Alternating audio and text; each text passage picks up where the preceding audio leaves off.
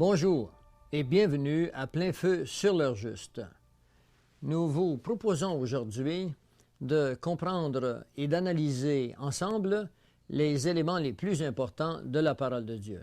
À Plein Feu sur l'heure juste, nous nous intéressons à l'analyse des événements prophétiques à la lumière de la parole de Dieu et nous nous intéressons également à partager avec vous, avec une analyse objective, le message essentiel de la parole de Dieu, c'est-à-dire de la Bible.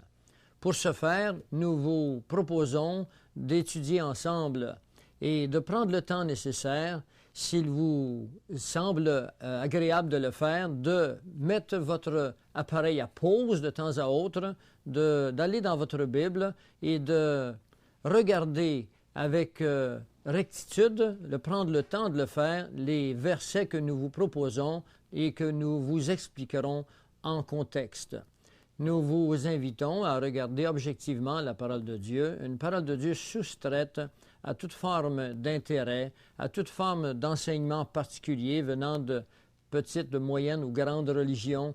Nous voulons vous faire connaître la parole de Dieu dans son objectivité. La parole de Dieu s'appelle également la Bible. Et la Bible de nos jours est un livre qui, malgré qu'il soit encore le plus vendu, est devenu maintenant un objet de critique acerbe de la part de ceux-là qui, à l'époque où nous vivons, nous croyons que nous vivons à une époque appelée la fin des temps et non la fin du monde. Nous vous expliquerons la différence plus tard, mais la Bible doit demeurer dans votre esprit et spécialement dans votre cœur le livre de référence absolu pour que votre esprit et votre cœur puissent demeurer fermes dans l'enseignement de Dieu lui-même. La Bible, ce n'est pas un livre quelconque parmi d'autres, c'est le livre de Dieu. Un Dieu qui est absolu, un Dieu qui aime l'homme parce que c'est lui qui l'a créé, mais un Dieu également qui est amour, mais aussi justice. Pour ce faire, il y a des implications essentielles que vous devez connaître. La connaissance de la parole de Dieu amène l'homme à concevoir qui il est et à accepter finalement celui qui vous a créé, qui s'appelle Jésus-Christ. Nous allons aujourd'hui vous inviter à considérer ensemble trois aspects très importants de la parole de Dieu. Il y a d'abord la Bible, le livre en lui-même. Évidemment, si on ne croit pas à la Bible en tant que livre absolu, un livre qui a été écrit par Dieu, par l'intermédiaire des hommes qu'il s'est choisis, eh bien, il nous est difficile d'y référer pour appuyer toute forme de doctrine ou toute forme de foi qui nous viennent à partir de ce que les hommes nous proposent. Parce que les hommes, au cours des siècles, nous ont proposé toutes sortes de foi. Et cette foi est souvent, hélas, déviante de la réalité de la parole de Dieu. Pour savoir ce que nous devons croire et ce que nous devons penser, nous avons besoin d'un livre spécifique appelé la Bible, mais nous avons besoin également d'être capables d'interpréter la Bible.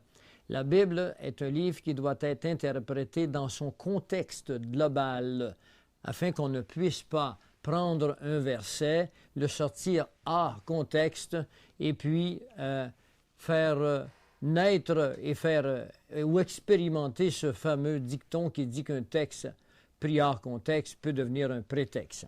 Alors pour cela, nous allons vous référer immédiatement à trois thèmes que nous allons développer dans cette émission qui s'appelle la Bible. Et la Bible et sa compréhension nous amèneront à la foi. Nous vous expliquerons ce qu'est la foi et nous verrons comment nous pouvons procéder par la foi en s'appuyant sur la Bible à ce merveilleux cadeau qui nous est fait par Dieu qui s'appelle le salut.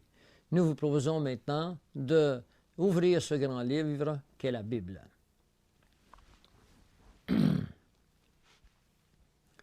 La Bible, c'est le livre de Dieu et je voudrais vous amener maintenant dans le premier verset qui est dans l'Ancien Testament, dans le livre de Josué, au chapitre 1 et le verset 8. Josué nous dit que ce livre ne s'éloigne point de toi, médite-le jour et nuit, et alors tu réussiras dans tes entreprises.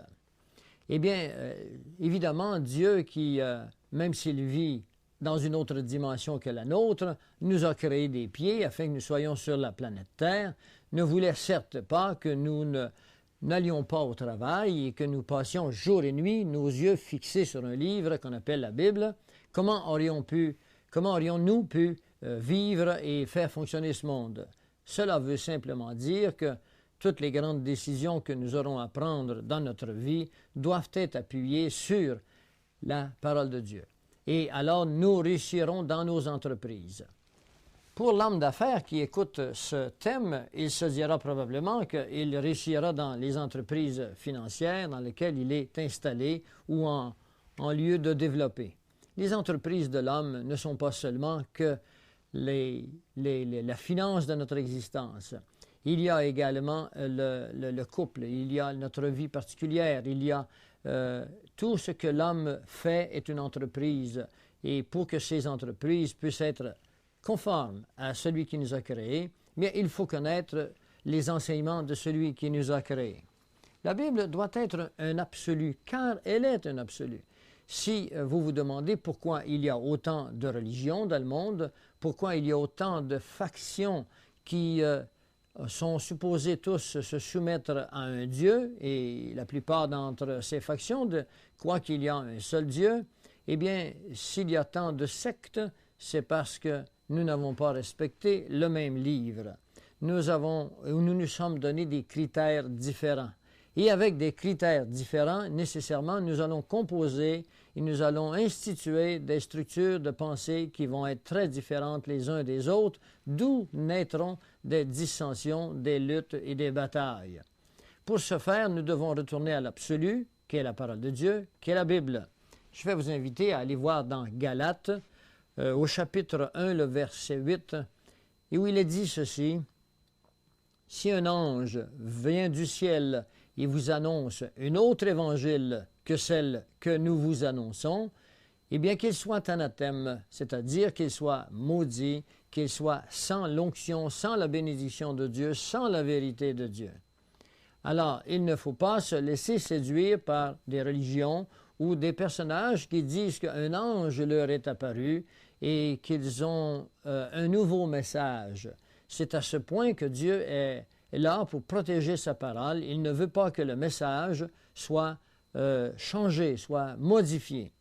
Dans Jude 1.3, il nous est dit ceci, c'est Paul qui écrit et qui dit à Jude la foi qui a été transmise aux saints une fois pour toutes. Alors, qu'est-ce que cela implique? Cela implique que l'ensemble des doctrines qui constituent la foi du croyant, la foi chrétienne, ont été transmises et ne devront pas être modifiées. On ne devra rien ajouter, on ne devra rien enlever. Et si nous allons dans l'Ancien Testament, dans le Proverbe 30, les versets 5 et 6, il nous est bien dit que la parole de Dieu est éprouvée. Et Dieu nous demande de ne rien ajouter et ne rien enlever. Nous le verrons également dans Apocalypse 22, les derniers versets de la Bible, verset 18, où il nous est dit de ne rien ajouter et de ne rien enlever. Pourquoi Dieu veut-il que nous n'enlevions rien ou que nous n'ajoutons rien?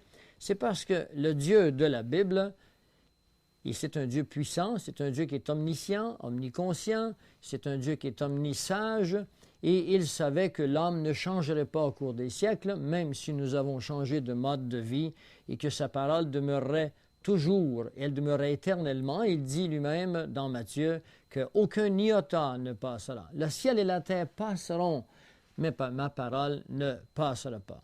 Alors, maudit soit quiconque qui essaie d'y ajouter ou d'y enlever. Maudit soit quiconque qui veut créer des enseignements nouveaux à partir d'une Bible, à partir de doctrines qui ne sont pas fondées sur la parole de Dieu. Maintenant, au cours des siècles, la Bible, ce livre extraordinaire, a été attaqué. Il a été attaqué afin d'être détruit, afin de détruire le christianisme. Et pour cause, la Bible elle-même nous enseigne que nous vivons dans un monde de dualité. Spirituellement parlant, il y a dans le monde spirituel des entités qui appartiennent à Dieu, les anges de Dieu, la parole de Dieu, son système à lui. Il y a également dans ce monde, un système spirituel qu'on appelle le système luciférien. Et évidemment, Lucifer n'a aucun intérêt, ou Satan, ou le diable, ou le serpent ancien, n'a aucun intérêt à ce que la vérité soit connue.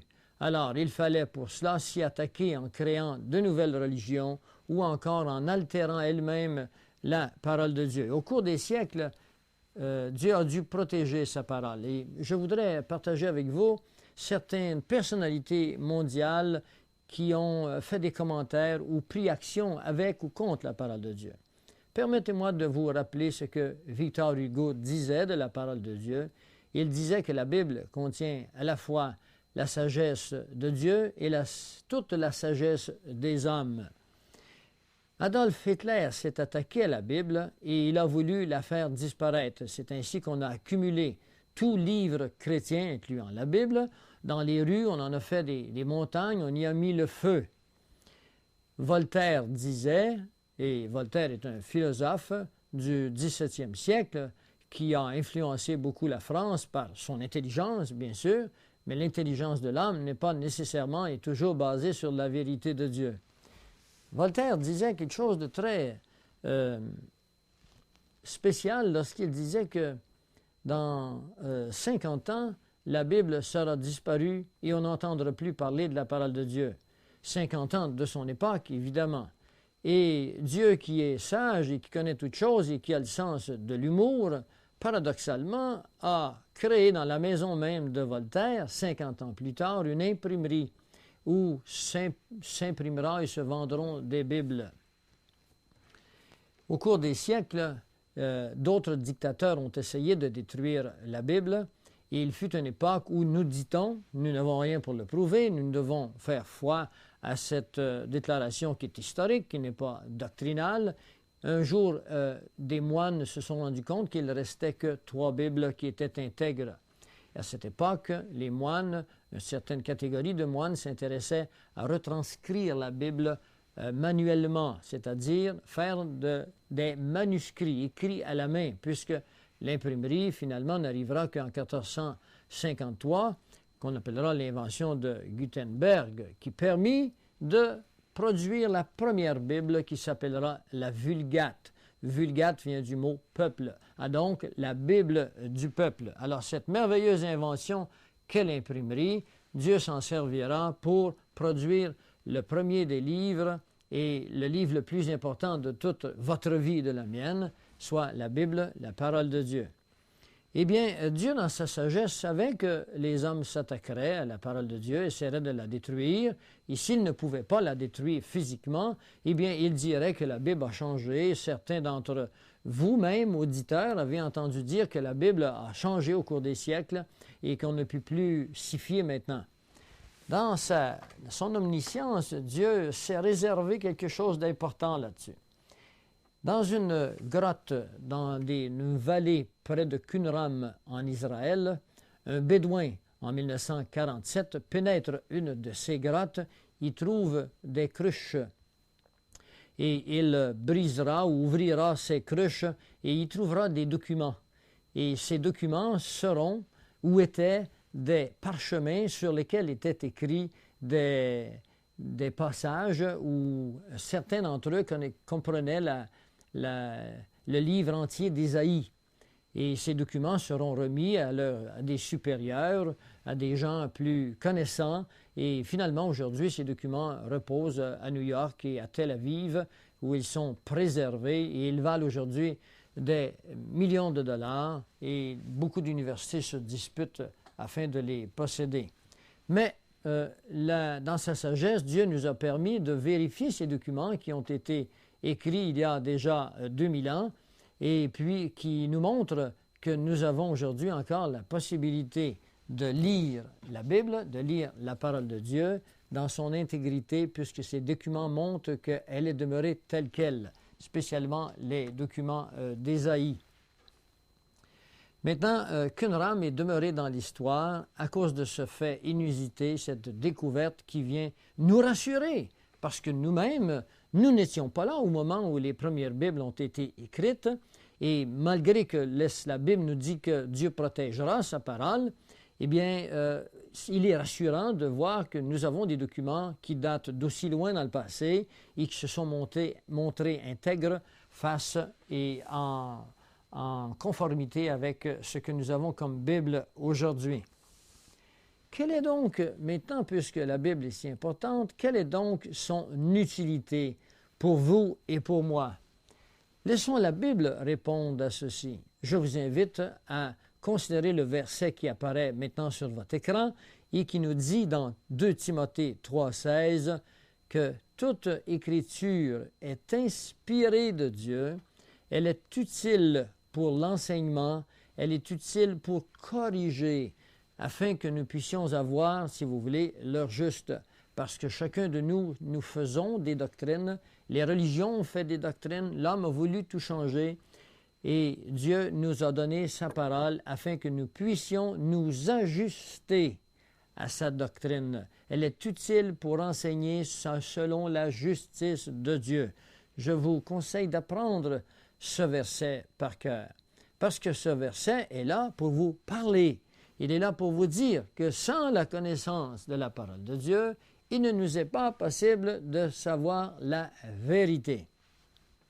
Également dans Hébreux 4, le chapitre 4, au verset 12, il nous est dit que la parole de Dieu est vivante, elle est efficace, elle est tranchante comme une épée, et elle brise jusqu'à l'âme, et elle fait cette division entre notre âme et notre cœur et notre esprit, de telle sorte que lorsqu'on pense que, bon, ce doit être ceci qui est vrai, ou ce doit être cela qui est vrai, ou encore moi j'ai la conviction que c'est comme ceci que ça devrait être, que je vais être sauvé parce que je pense comme ceci, ou que Dieu ne pouvait pas faire cela parce qu'il était comme ceci. Eh bien, ce n'est pas à nous de résoudre ces questions. La Bible, comme quelqu'un disait de l'univers, disait-il, c'est l'ensemble de tout ce qui a été créé. Eh bien, la Bible, c'est l'ensemble de tout ce qui a été révélé. Dieu ne nous demande pas de croire au-delà de ce qu'il nous a révélé. Mais nous avons parfaitement raison de croire et d'être dans l'assurance que sa révélation est de nature non seulement à satisfaire nos cœurs à la recherche de la vérité, mais que la Bible est capable également de nous procurer les promesses que Dieu nous a données, que nous vous parlerons durant la présente émission. Dans Jean 17, au verset 17, c'est Jésus qui parle et qui nous rassure face à sa parole. Il nous dit quelque chose de très important. Jean 17, 17 est très facile à retenir. Je vous invite à utiliser votre mémoire pour le retenir. Jésus nous dit ceci: ma parole, et non pas la parole d'une religion, d'un mouvement quelconque, d'une association spirituelle, d'un groupe ou d'un mouvement nouveau qui soit né, d'une secte. Il dit « ma parole est vérité ». Alors, ceci est très explicite. La parole de Dieu est la vérité. Et sans compter que Jésus et sa parole sont une seule et même substance. De telle sorte qu'il est péjoratif de dire substance, puisque la doctrine biblique ou la doctrine de Dieu se manifeste ou se concrétise dans une personne qui s'appelle Jésus-Christ. Jésus-Christ dira de sa parole beaucoup plus que « ma parole est vérité ». Il dira « je suis la vérité ». Il dira « je suis le Verbe ». Vous le verrez dans 1 Jean où il est marqué « au commencement était la parole était en Dieu et la parole était Dieu ». Et au verset 14 du premier chapitre de Jean, il nous a dit « la parole s'est fait chair ». C'est la deuxième personne de la Trinité, c'est le Fils, c'est Jésus qui s'est fait chair, et Jésus est vérité. Il n'est donc pas un système de pensée, il est une personne, et il est la vérité. La Bible est utile pour plusieurs thèmes importants de notre existence. Je voudrais avec vous maintenant vous exposer des thèmes que je vous inviterai plus tard à voir en détail. Par exemple, la Bible nous donne l'heure juste sur la création du monde, le monde dans lequel nous vivons. Vous savez que la création du monde n'a pas été un thème facile pour l'homme à comprendre. Dieu nous a donné des chapitres, des versets, nous a donné sa doctrine bien précise sur la création du monde. Il nous le dira dans la Genèse, au premier chapitre, au verset 1. Il nous dira, au commencement, Dieu créa le ciel et la terre. Nous le verrons également dans le chapitre 1 de Hébreux, dans le chapitre 1 de Colossiens. Nous le verrons dans le premier chapitre de l'Évangile de Jean, où nous dirons que c'est Christ, c'est Jésus-Christ, la deuxième personne, qui a créé ce monde. Et qui a tout ce que contient ce monde a été créé par lui. Et rien de ce qui a été créé a été fait sans lui. Je vous invite à lire le premier chapitre de Jean sur ces réflexions profondes.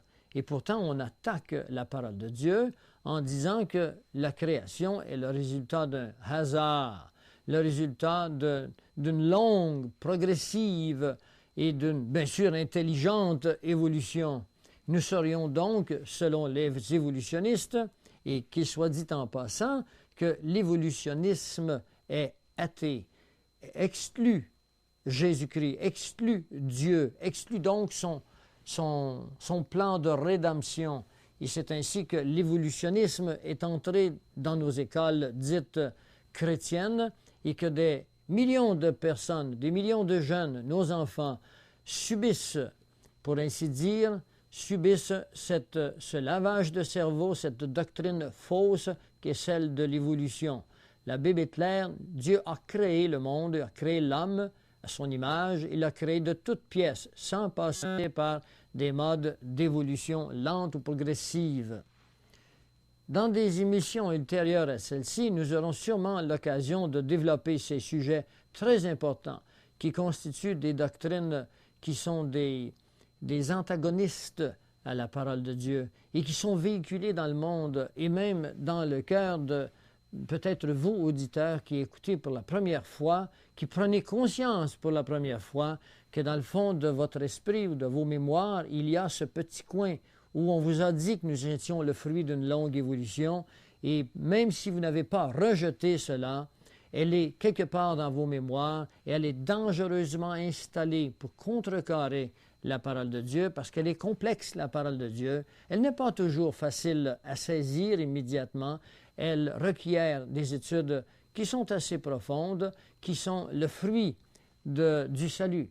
Ils sont un des marques de celui qui est sauvé, son intérêt à étudier la parole de Dieu. Eh bien, en plus de la création, la Bible nous apporte et nous amène un sujet très important qui vient résoudre de grands problèmes dans l'esprit, dans le cœur de l'homme. Elle nous parle de la chute de l'homme, ce qu'on appelle le premier péché, le péché de nos ancêtres, nos premiers parents qui s'appelaient Adam et Ève. Voyez-vous, aussi intelligent l'homme d'aujourd'hui puisse-t-il être arrivé à la connaissance? La connaissance explose, elle se multiplie par 2 selon des données à tous les 5 ans, depuis quelques années, depuis quelques décades seulement. Cela est-il de nature à apporter plus d'intelligence à l'homme? Cela, en tous les cas, peut apporter plus d'informations à l'homme. Les informations ne sont pas toujours de nature à amener l'homme à rectifier sa conduite ou son comportement. La connaissance est nécessaire dans la mesure où elle amène l'homme près de Dieu. Et nous vous proposons la connaissance de la parole de Dieu qui vous apportera de la lumière sur le reste de la connaissance proposée par l'homme depuis des siècles jusqu'à aujourd'hui. La chute de l'homme, telle qu'elle est indiquée par l'homme, vient résoudre ce problème, cette incompréhension qui réside dans le cœur de l'homme. Pourquoi y a-t-il des hommes puissants sur notre planète? Pourquoi y a-t-il des hommes qui vivent avec beaucoup de santé alors que d'autres ont des santé qui sont très frêles, qui luttent toute leur vie pour la survie physiologique, biologique? Pourquoi y a-t-il des puissants de ce monde qui vivent avec d'immenses richesses alors que d'autres meurent parce qu'ils n'ont pas de quoi se nourrir? Toutes ces questions sont sans réponse si nous n'acceptons pas le fait qui qui nous dit, ce fait qui nous montre qu'il y a dans le cœur de l'homme une faille. Il y a dans le cœur de l'homme quelque chose qui ne lui permet pas d'être conforme à ce que d'autres choses dans le même cœur de l'homme l'amènent à réfléchir et à croire à une justice. Non, il n'y a pas de justice dans ce monde parce que ce monde est habité par l'homme déchu. Et de l'homme déchu, on ne peut s'attendre qu'à peu de choses. Et c'est pour ça que Dieu nous explique ce qui est arrivé. L'homme a été déchu de la présence de Dieu, il nous l'a dit dans Romains, nous le verrons plus loin, et à cause de cette chute, l'homme a créé un monde qui est semblable, qui est égal à son cœur, et la parole de Dieu nous dit bien dans Jérémie 17 au verset 9 que le cœur de l'homme est tortueux avant tout.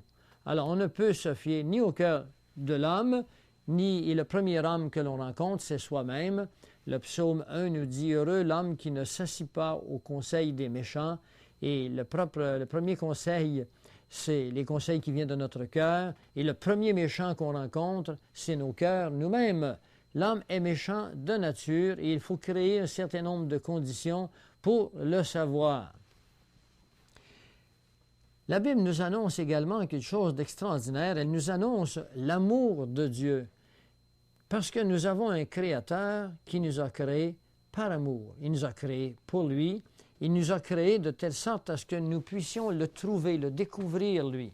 Il faut le découvrir parce que nous avons été rejetés de sa présence, dans sa présence qui était là au Jardin d'Éden, mais après le péché, Adam et Dieu ont été séparés et Dieu préparera un autre plan qui se trouve dans la personne de Jésus-Christ, dans la mort, la résurrection de Jésus-Christ.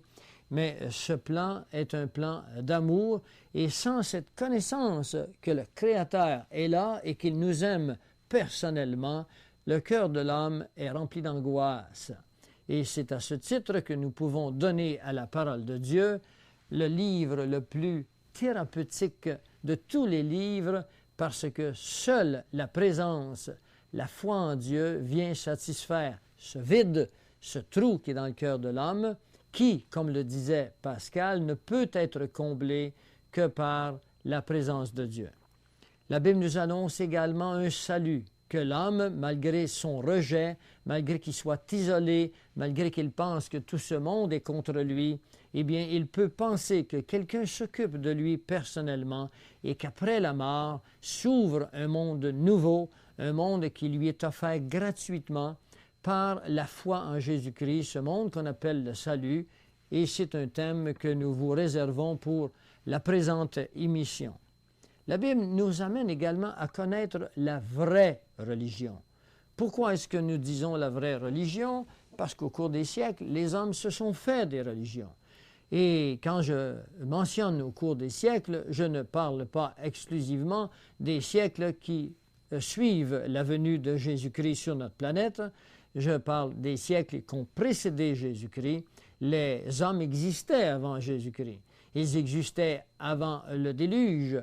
Et dans le cœur de l'homme, nous dit l'Ecclésiaste au chapitre 3, au verset 11, il nous a dit qu'il y a dans le cœur de l'homme la pensée de l'éternité. Et à cause de cette pensée de l'éternité, l'homme s'est bâti, s'est